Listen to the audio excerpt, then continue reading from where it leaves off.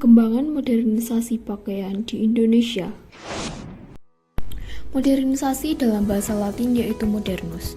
Mode berarti cara, sedangkan ernus yaitu masa kini.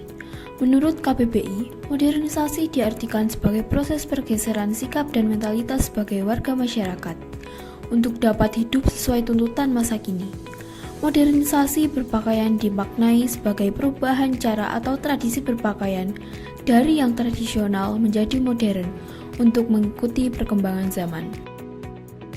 Dampak negatif dari perkembangan modernisasi pakaian di Indonesia yaitu kesenjangan sosial ekonomi, pencemaran lingkungan, kriminalitas, konsumerisme, kenakalan remaja, lunturnya budaya nasional, serta masyarakat Indonesia cenderung lebih tertarik pada pakaian modern dibandingkan dengan pakaian tradisional.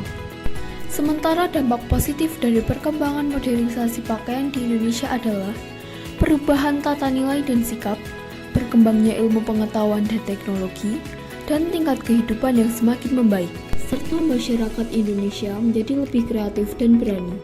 Faktor internal yang mempengaruhi perkembangan pakaian di Indonesia yaitu adanya penemuan baru dari masyarakat Indonesia, sedangkan faktor eksternalnya yaitu adanya pengaruh budaya luar negeri.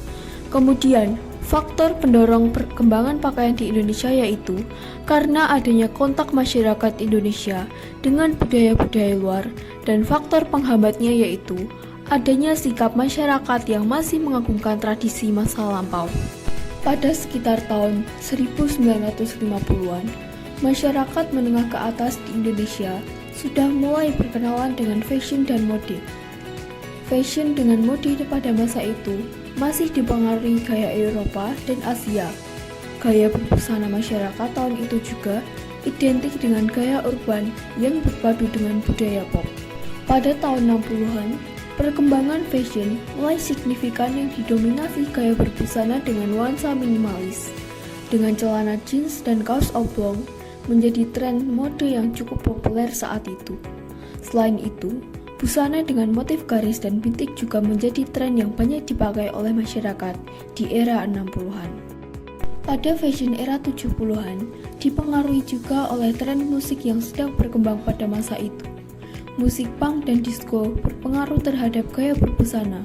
Celana pendek hot pants, flare jeans, rok midi, gaun maxi, dan poncho banyak digunakan. Selain itu, busana serba gelap dengan make up bold ala anak punk juga sempat digandrungi. Pada tahun 80-an, tren fashion mulai mengalami peningkatan. Pada masa itu, desainer pakaian juga mulai bermunculan. Gaya ala pekerja kantoran atau yuppie style, young urban professional, cukup mendominasi. Gaya berbusana dengan gaya yang rapi dan minimalis menjadi tren pada tahun 1980. Kemudian, gaya pakaian pada generasi 90-an bisa dikatakan merupakan tren fashion yang berulang, yaitu masih mengadaptasi dari gaya yang pernah tren pada tahun 1960 sampai 1970-an. Gaya floral dan happy dengan jaket jeans, dress baby doll, sneakers, hingga kaos oversize kembali populer dan digemari oleh masyarakat era 90-an. Pada tahun 2000-an, gaya berpakaian juga kembali mengalami perubahan. Sama seperti sebelumnya, budaya luar dan media massa juga mengambil peranan penting bagi perubahan fashion.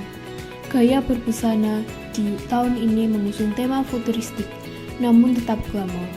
Gaya berbusana ala emo dengan aksen gotik sangat populer di era tahun 2000. Model pakaian pertama yang banyak dipakai sepanjang tahun 2010 adalah pakaian dengan warna dominan biru atau hitam dengan motif garis-garis. Secara umum, motif seperti ini tak hanya cocok untuk baju sehari-hari, namun sebagai pakaian kerja juga. Model pakaian ini sangat tren di tahun 2010-an.